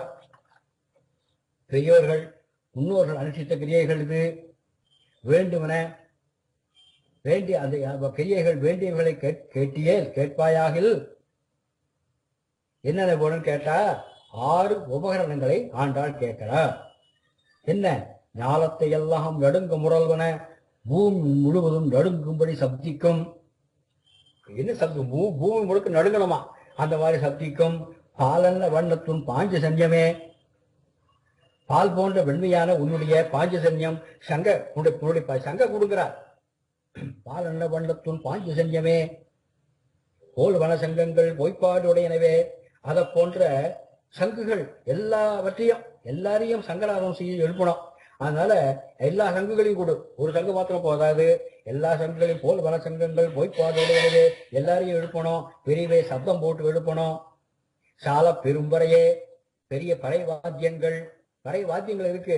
புறப்பாடு நாங்க வந்து கிளம்பணும் போலியோ, அது புறப்பாட்டுக்கு பறை வாத்தியம் அடிக்கணும், அதுக்கு வேணும். புறப்பாட்டுக்கு வாத்தியம் வேணும், சால பெரும்பறை வேணும். பல்லாண்டு இசைப்பாரு, பல்லாண்டு பாடுபவர்கள் வேணும். நாங்க கிளம்புற முன்னாடி எங்களுக்கு பல்லாண்டு பாடிட்டு முன்னாடி போகணும், அதுக்கு பல்லாண்டு பாடுபவர்கள் வேணும். இந்த இடத்துல பல்லாண்டு பாடுபவர்கள் அரையர்கள் கேட்கிறானா, அரையர்கள் இருக்காளோ இல்லையோ. இப்போ உற்சவம் நடந்துட்டு இருக்கிற ஸ்ரீரங்கத்துல அரையர்கள் திவ்யபுரத்தை நடிச்சு காமிச்சிட்டு இருக்கா. அந்த அரையர்கள் வேணும். கோல விளக்கே அழகான மங்களத்துக்கு கொடுக்கக்கூடிய தீபங்கள் வேணும். ஏன்னா தீபங்கள் எல்லாம் எடுத்துட்டு பெண்கள்லாம் முன்னாடி போகணும், மங்கள தீபங்களை எடுத்துட்டு. அதனால கோல விளக்கு வேணும், கொடி வேணும், துவஜங்கள். எதுக்கு துவஜம், கொடி எதுக்கு வேணும்? மேல போஸ்டர் மாதிரி வந்து எடுத்தும் போகணும். கையில என்ன எடுத்தும் போகணும்? நோம்புனா இவாவா இந்த ஆட்சியை செய்யணும்னா நோம்பு செய்யறா அப்படின்னு தெரியணுமா, அதனால அதுக்கு துவஜம் வேணும். விதானங்கள் இதுக்கு மேல வந்து பனி விடாம இருக்கணும், அதுக்காக மேல கொடை மாதிரி விதானங்கள் வேணும். இதெல்லாம் கேட்கிறான். உடனே கண்ணன் பார்த்தானா, நான் சின்ன பிள்ளை, இப்படிப்பட்ட பெரிய காரியங்களா என்னால செய்ய முடியுமா என்னால அப்படின்னு கேட்கிறானா. இது இந்த பாலன வண்ணத்துடன் பாஞ்சசன்யமே கேட்கிறாள.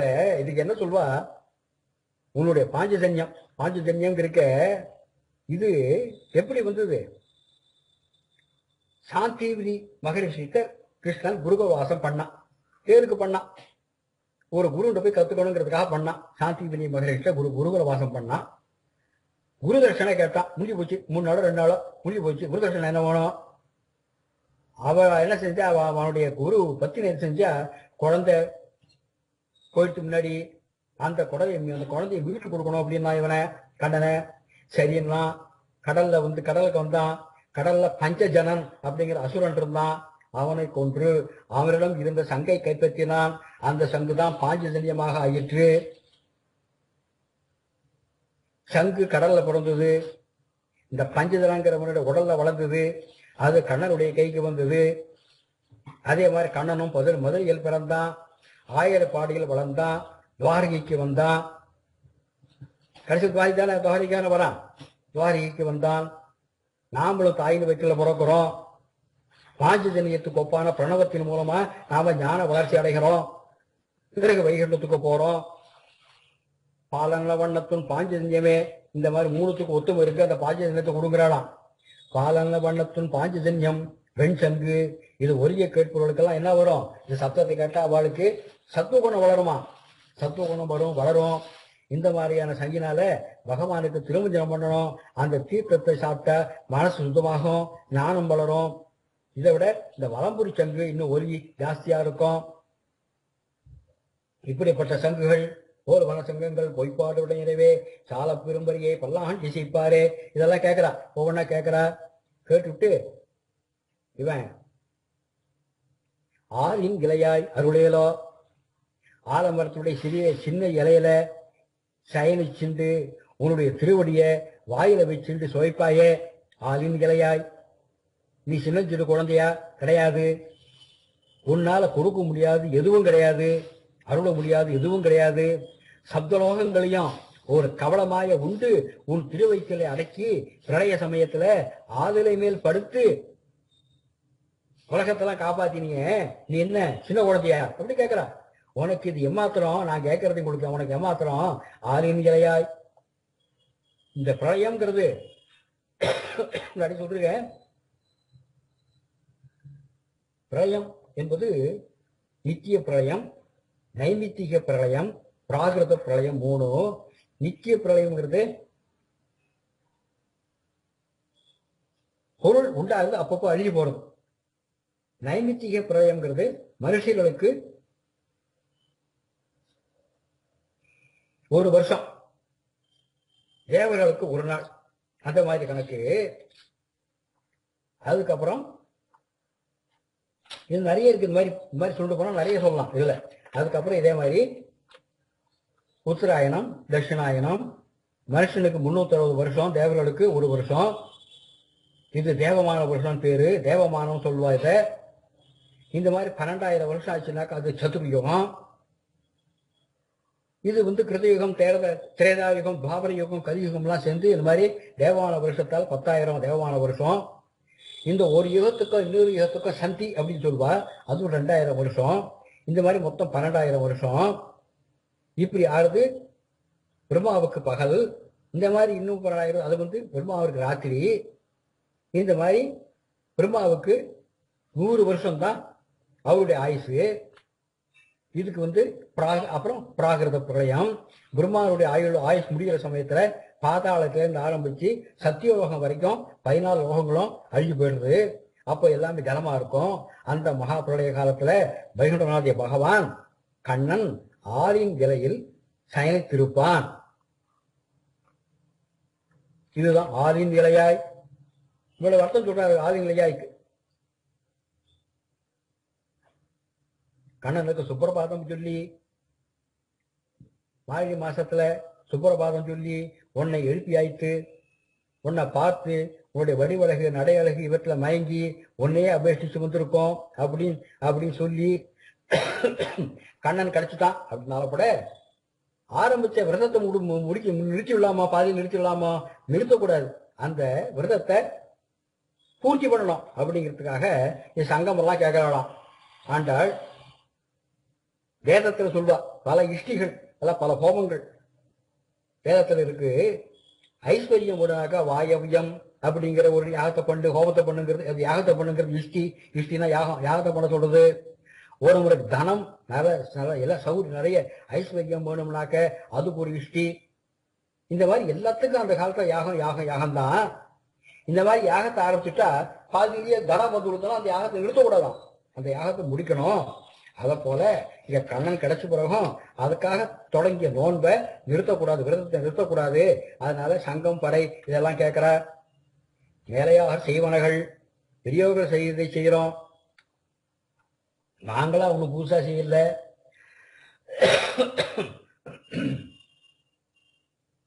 பெரியவா செஞ்சத்தை செய்யறோங்கிறான். நமக்கு நாம செய்யற அனுஷ்டானத்துல நாம செய்யற காரியங்கள்ல நமக்கு சந்தேகம் வந்ததுன்னா என்ன சொல்றது? வேதத்திலேயும் தெரிஞ்சுக்கோ. சந்தேகம் வந்தாலும் வேதத்தை பாரு, வேதத்திலேயும் தெரிஞ்சுக்கோ. வேதத்திலேருந்து உங்களுக்கு தெரியாவிட்டா உபனிஷத்தை பாரு, உபனிஷத்துல தெரியாவிட்டா புராணங்களை பாரு, இதிகாசங்களை பாரு. அதுலயும் உனக்கு சந்தேகம் தீரலைனாக்க ஆழ்வார்கள் ஆச்சாரியர்கள் இவ்வாறு உபதேசங்களை பாரு. அதுலயும் தெரியலன்னா உன்னுடைய முன்னோர்கள் எப்படி அனுஷ்டிச்சாலோ அந்த மாதிரி அனுஷ்டிச்சு போயிடும் சாஸ்திரத்தை அப்படின்னு இவ்வளவு கௌரவமா சொல்லிருக்கா. அவ சாஸ்திர விரோதமா அனுஷ்டானம் பண்ணியிருந்தா அது எடுத்துக்காது. மேலையார், மேலையார்னா இங்க சாஸ்திர விகிதமான கைங்கரியங்களை செய்தவர்கள். சாஸ்திர விகிதமான, சாஸ்திரம் என்ன சொல்கிறதோ அதுபடி காரியங்களை செய்பவர்கள் மேலையார். அதாவது சாஸ்திரங்களில் நிஷேதிக்கப்பட்டதை, விலக்கப்பட்டதை செய்யாதவர்கள், இவர்தான் மேலையார். மால் தேடி ஓடும் மனம் அப்படின்பா. மாலே அப்படி கூப்பிடுறார். அதாவது கோல் தேடி ஓடும் கொடியே போல மால் தேடி ஓடும் மனம். ஒரு கொடி இருக்க, கொடி சின்ன ஒரு மல்லிகை கொடியோ ஏதாவது கொடி இருந்ததுன்னா அது வளர போது என்ன செய்யும், ஒரு கோல் எங்க இருக்குன்னு தேடி ஓடுமா, அதை பிடிச்சுன்னு வளர்றதுக்கு. அதை போல மனசு மால் தேடி ஓடும் மனம் அப்படிங்கிறார். இந்த மனசு வாத்சல்யத்தை பெருக்கம் கணனை தேடி அலைகிறது. மாலே அப்படி கூப்பிட வைக்கிறது. மணி வைத்து, அந்த மணி இதை வச்சிருப்பவர்களுக்கு அது ஆபரணம். சின்ன துளியில் முடிஞ்சு வச்சுள்ளாத பிரிச்சா அதனுடைய ஒளி அப்படியே நம்மளை வாட்டி எடுத்துரும். குறைச்சார கேட்டா கொடுக்க மாட்டோம். இப்படி யாரு, இப்படி மணிவண்ணன் அப்படிப்பட்ட மணியை போன்ற திருவேலியே உடையவன் மாலே மணிவண்ணா. மார்கழி நீராடுவான் மார்கழி நோன்புக்காக நேரையாக செய்வனர்கள் மகான்கள். சாஸ்திரங்களில் விதைக்கப்பட்டதை செய்யாதவர்கள் வேண்டுவன கேட்டியேல் அவர்கள் சாஸ்திரம் சொல்ல செய்வதை சொல்வதை கேட்பாயாகில். கண்ணன் கேட்கிறான், உங்களுக்கு என்ன வேணும்ட்டு. ஆண்டாள் இங்க 6 உபகரணங்களை கேட்கிற. 3 அடிகள்ல சங்கம் எப்படி இருக்கணும் சொல்ற. ஞானத்தை எல்லாம் எடுங்க முரல்வன ஆள் அன்ன வண்ணத்து பாஞ்ச செஞ்சமே போல்வன சங்கங்கள் பொய்ப்பாடு உடையனவே அப்படிங்கிறார். அப்புறம் சாலப்பறை பல்லாண்டு இசைப்பவர், கோல விளக்கு, கொடி, விதானம் எல்லாம் முன்னாடி பார்த்தோம். உற்சவங்கள்ல முதல்ல சங்கு, அப்புறம் சங்கு ஒலி கேட்கும், அப்புறம் பறைங்கிற வேரிகை ஒலி கேட்கும், அப்புறம் பிரபந்த கோஷ்டி, அப்புறம் தீபம், அப்புறம் துவஜம். அப்புறம் பகவானுக்கு மழை வந்துருக்குன்னா என்ன செய்ய தெரியாம இருக்கிறதுக்காக மேல விதானம். இதுதான் கிரமம். இந்த கிரமத்தை ஆண்டாள் கேட்கிறா. சங்கு ஒழிச்சதுன்னா தூங்குறவா இவெல்லாம் பக்கத்து கிராம மக்கள் எல்லாருக்கும் தெரியும். சங்கு ஒழிச்சதுன்னா, பறை சப்தம் கேட்டதுன்னா இதுவரை வராதவாளும் நோம்புக்கு வந்துருவா. பிறகு வீதியில கண்ணன் புகழ் பாடுற ஒலி, அதுக்கப்புறம் வழக்குகள் ஏந்திர பெண்கள், அப்புறம் நோம்புக்கு போவதை தெரிவிக்கும் கொடி, பெண்களுக்கு மேல பனி விடாம இருக்கிறதுக்கு விதானம். இப்படி கேட்கிறா. இப்போ என்ன சொல்றான் கண்ணன், சரி கொடுத்தேன்னு விடுறான். உடனே சொல்றான், இவ கேட்கிறா, நீ இல்லாம நாங்க எங்க போறது? சூரியன் இல்லாத பகலா, சந்திரன் இல்லாத இரவா, நீ இல்லாத நோன்பா? நீ எங்களோட கூட எவனத்துக்கு வா, எவனத்துக்கு நீ வாங்குற. நோம்பு நோக்கணும், நீ இல்லாத எங்களுக்கு இதெல்லாம் இருக்கு, நான் நீங்க கூட வாங்குறானாம். அருளேலோ கண்ணா, உனக்கு எல்லாவற்றையும் வரவு சக்தி இருக்கு, அதுக்கு நாங்க பிரார்த்திக்கணும். நீ எல்லா உலகங்களுக்கும் பதி, சர்வேஸ்வரன், சர்வஜன், நீ வாத்சல்யம் கருணையே குருவானவன். இருந்தாலும் எங்கிட்ட பிரார்த்தனை இருக்கான்னு எதிர்பார்க்கிறேன். அருள் ஏலோ, அருள் ஏலோ, கூடவே வந்து அருள்வாயாக அப்படிங்கிறாளாம். உனக்கு பாஞ்சஜன்யம், சங்கம், சார்கம், பறை, ஜீவ கௌஸ்துபம், வல்லாண்டு இசைப்பவர்கள், சக்கரமே தீபம், கருத்மானே உனக்கு கொடி, ஆதிசேஷனே உனக்கு விதானம். ஆனா எங்களுக்கு நீ எல்லாமே நீதான். உன்னுடைய கோகுலத்தில் நாங்க வசிக்கிறதுனால இது எங்களுக்கு சாலோக்கியம். சாலோக்கியம்னா உரிய இடத்தை அடையிறது. நீ இருக்க இங்க இந்த இடத்துல நாங்க வசிக்கிறோம் கோகுலத்துல, அதனால இது எங்களுக்கு சாலோக்கியம். நந்தகோபுடைய திருமாளிகைக்கு வந்தோம் உன்னை பார்க்கறதுக்கு, இது சாமீபியம். இடத்தை அடைஞ்சி பகவானுடைய சமீபத்தில் இருக்கிறது சாமீபியம். இந்த பாசுரத்தை சாரூபியம் வா, கைங்கரியம். அதாவது அர்ச்சகர்கள் பகவான் கிட்ட இருந்தா கூட பகவானை பார்க்காம அவ வெளியில எங்கேயா பார்த்துட்டு அர்ச்சனை பண்றா பாருங்க, அந்த மாதிரி இது கைங்கரியங்கிறது. அதாவது சாரூபியம்ங்கிறது, சாயுத்தியம்ங்கிறது அடுத்து வரப்போறது. கூடாரை வில்லுங்கிற பாசனம் வரப்போறது. அதுல பகவான், அதான் சாயுத்தியம், பகவானை நிரந்தரமாக அனுபவிப்பது, நெருங்கி பகவானை பார்த்து கொண்டே கைங்கரியம் பண்றது அடுத்து வரப்போறது. அதனால் நமக்கு திவ்ய தேசவாசம் சாலோக்கியம், கோயில் அருகே சொல்றது சாமீபியம், சத்திர சாம்பர கைங்கரியம் பண்றது சாரூபியம், பிரசாத ஸ்வீகரணம் சாயுஜ்யம். சாயுஜ்யம்ங்கிறது தீர்த்தம் கடாரியை வாங்கிக்கிறது, எல்லாம் இந்த மாதிரி லௌகிகமா சொல்வா. இதை இப்படி வியாக்கியானம் பண்ணுவா. வெண்சங்கம் பாஞ்சஜன்யம் பறை பேரிகை சாரங்கமாகிய வில் வல்லாண்டு இசைப்பவர் வெற்றி சூரியர்களும் சேர்ந்து செய்யும் கைங்கரியம், கோல விளக்கு சக்கரம் கொடி கருட துவஜம் விதானம் ஆதிசேஷன் கண்ணா உன் சங்கம் உன் சாரங்கம் உனக்கு கைங்கரியம் நெத்தி சூரியர்களுடன் இணைந்து உன் சக்கரம் உன் கருட கொடி உன் ஆதிசேஷன், அதாவது கண்ணா உன்னையே எங்களுக்கு அருள்வாயாக அப்படின்னு கேட்கிறார். இந்த பாசத்துடைய சுவாபதேசம் சரணாகதி. மாலே மணிவண்ணா மார்கழி நீராடுவான், ஜனங்களின் இடத்திலே உள்ள மோகத்தால அழகிய திருமேனி உள்ளவனே, அவளை வசீகரம் பண்றதுக்காக அழகிய திருமேனி வச்சிருக்கேனே, அழகிய திருமேனி உடையவனே, மார்க்க சீர்ஷமான வழி நீராடுவான். சரணாகதி செய்வதற்கு அர்த்தம் இங்க நேரையாக செய்வனர்கள் வேண்டுமென கேட்டியேல், முன்னோர்கள் ஆசைப்பட்டு விரும்பி செஞ்ச கிரியைகளை கேட்டால் சொல்கிறோம். ஞானத்தை எல்லாம் நடுங்க முறவுபன பாலன வண்ணத்துன் பாஞ்சஜன்யமே, தன்னுடைய பொருளை விளக்குவதன் மூலம் உலகங்களை நடுங்கச் செய்கிற பால் போன்ற தூய்மையான அறிவை கொடுக்கும். கோல்வன சங்கங்கள் பொய்ப்பாடுடையனவே, அப்படி இருக்கிற சங்கு போன்ற பிரணவம் ஏற்படுத்தும் ஞானத்தால் ஆனுகூல்ய சங்கல்பமும் சால பெரும்பறையே விசாலமாய் வேத கோஷத்தின் மூலம் ஏற்படும் பிராதிகூல்ய வர்ஜனமும், வேத கோஷத்தால பல்லாண்டு செய்ப்பாரே பலகாலமாக மகா விஸ்வாசம் உடையவர்கள் மூலம் ஏற்படும் பல தியாகமும், கோல விடுக்கணங்க மகா விஸ்வாசம் கொடியே அப்படின்னா தனது இயலாமையை தெரிவிக்கிறதுனால மகாமுறை பிரார்த்திக்கிறோம். கார்பண்யம் விதானம்ங்கிறது கோத்திரவ வரணம், ஆதின் இலையாய் அருளிகளோ கண்ணனே அருள்வாயாக அப்படிங்கிறதுக்கு உள்ள அர்த்தம் சொல்வா. இதுக்கு சுவாபதேசம் 25வது பாசுரத்துல சரணாகதியை அனுஷ்டிக்கிறதுக்கு எங்களுக்கு கிருபப்படணும்னு சொன்னா, சரணாகதிங்கிறது 3 வகை சொல்வா, 3 தளங்கள் அப்படின்னு சொல்வா. ஸ்வரூப சமர்ப்பணம், அதாவது ஓரிரவில் ஒழித்து வளர பரசமர்ப்பணம் அரிசித்து வந்தோம், பல சமர்ப்பணம் செல்வமும் சேகமும் யாம்பாடி. இந்த மாதிரி இந்த காலத்துல பகவான் அர்ச்சையில இருக்கான். அர்ச்சையில் தான் சுலபமாக சரணாகதி பண்ண முடியும். இதுக்கு தேச நியமம் கால நியமம் இல்லாட்டா கூட விஷய நியமங்கிறது உண்டு. விஷய நியமங்கிறது குணபூர்த்தி உள்ள இடம். பூர்த்தி பண்ணிட்டும் அச்சாவதாரத்திலே அப்படி பிள்ளைலகோச்சாரியார் சொல்வார். சுவாமி தேசிய சமகாலத்தவர் பிள்ளைலகோச்சாரியார் ஸ்ரீவசன பூஷணத்தை சொல்றாங்க. இதை பத்தி நெருங்கி புஸ்தகம் சமீபத்தில் சிதம்பரத்தில் வெளியிட்டா. இதை நம்பிள்ளைங்கிற ஆச்சாரியருடைய சிஷியரவர் பகவத் விஷயம்னு புகழப்படும் திருவாயுமொழிக்கு ஈடு 36,000 படி அப்படிங்கிற வியாக்கியானத்தை அவருடைய வடக்கு திருவீதி பிள்ளை ஆச்சாரியருடைய மூத்தகுமார் இவர் பிரம்மச்சாரியாகவே இருந்தார். அஷ்டாதச ரகசியம்னு 18 கிரந்தங்கள் எழுதியிருக்கார். அதுல ஸ்ரீவஸ்ன பூஷணம்னு ஒண்ணு. இதுல 2ஆம் பிரகரணத்துல புருஷகார வைபவமும் உபாய வைபவமும் அப்படிங்கிறதுல சொல்றாரு. பிரபத்திக்கு தேச நியமம், பிரகார நியமம், கால நியமம், பல நியமம், அதிகார நியமம் இல்லை. தேச நியமம்ங்கிறது தூய்மையான இடங்கள்ல தான் சரணாகதி பண்ணங்கிறது, தூய்மையா இல்லாத இடங்களில செய்யக்கூடாதுங்கிறது இல்ல. கால நியமம்ங்கிறது வேநீர் காலத்துல தான் பண்ணோம், இந்த காலத்துல தான் பண்ணங்கிறது அந்த மாதிரி கிடையாது.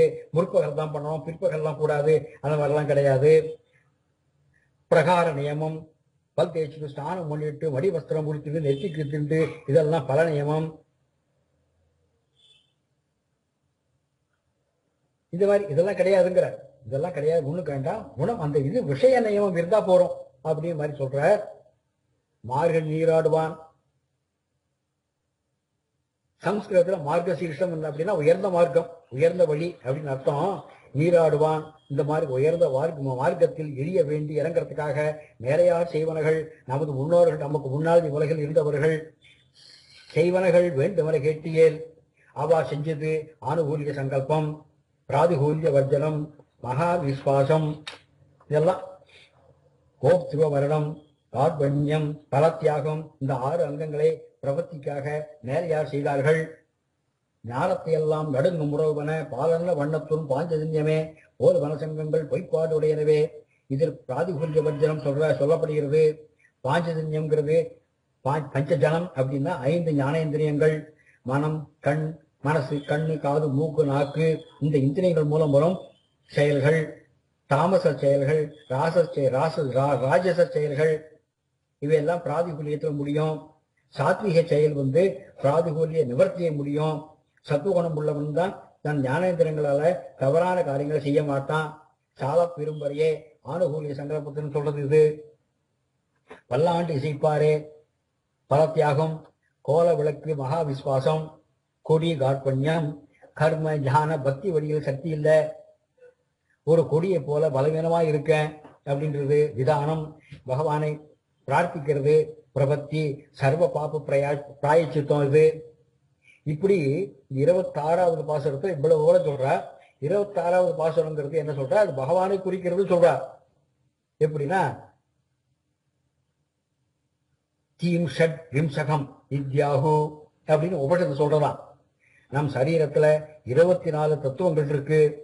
25வது ஜீவன், 26வது பகவான், 5 ஞானேந்திரியங்கள், 5 கர்மேந்திரியங்கள், 5 தன்மாத்திரைகள், 5 பூதங்கள், பிரகிருதி, மகான், அகங்காரம், மனசு, இப்படி 24 தத்துவங்கள். காஞ்சிபுரத்துல அஸ்தகிரி மாஞ்சி வரதன் எழுந்திருக்காரு. அந்த அஸ்தகிரியில படியில ஏறும் போது 24 படியை மிதிச்சுட்டு தான் ஏறுறோம். இது இந்த மிதிச்சுட்டு போடும் போது 25வது தத்துவமாகிய ஜீவாத்மா. நாம 24 படியை மிதிச்சுட்டு போறது நாம ஜீவாத்மா. 25வது நாம படிச்சுட்டு போய் நாம 26வது தத்துவமான தேவ பெருமாளை அடையிறது. இதுதான் 26வது பாசுரம். 26க்கு இன்னொன்று சொல்வா, 2 + 6 கேட்டா 8, இது அஷ்டாட்சரம். 2 6 பெருக்குவா 12, இது துவாதசாட்சரம். 2ங்கிறது இன்னும் துவயம், 6ங்கிறது ஷட்பதம், அதாவது துவயம் ஷடட்சதி. அதனால ஜெகத்காரணம் பகவான். இங்கிலீஷ் எழுத்துல 26, அதுல காட்னா பகவான். ஜிங்கிறது ஜெனரேட்னு அர்த்தம், ஓங்கிறது ஆர்கனைஸ்னு அர்த்தம், டிங்கிறது டெஸ்ட்ராய்னு அர்த்தம். ஸோ பகவான் ஜெனரேட், ஆர்கனைஸ், டெஸ்ட்ராய், படைக்கிறார், காக்கிறார், அழிக்கிறார். இந்த 3ஐயும் பகவான் செய்கிறான். அதனால்தான் காட் அப்படின்னு இங்கிலீஷ்ல வருது.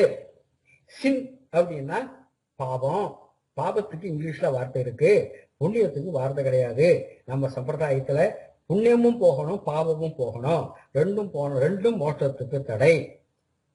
புண்ணியம் பொன் விலங்கு, பாவம் இரும்பு விலங்கு அப்படின்பா. அதனால இந்த பாசுரத்துக்கு பாவதேசம் இவ்வளவு சொல்வா. இந்த பாசுரம் ஸ்ரீவில்லிபுத்தூர் திவ்ய தேசத்தை குறிக்கிறதா சொல்வா. ஸ்ரீ கோதாதேவி நாயகா சமேத ஸ்ரீ வடபத்ரசாயி பரபிரம்மணே நமஹா.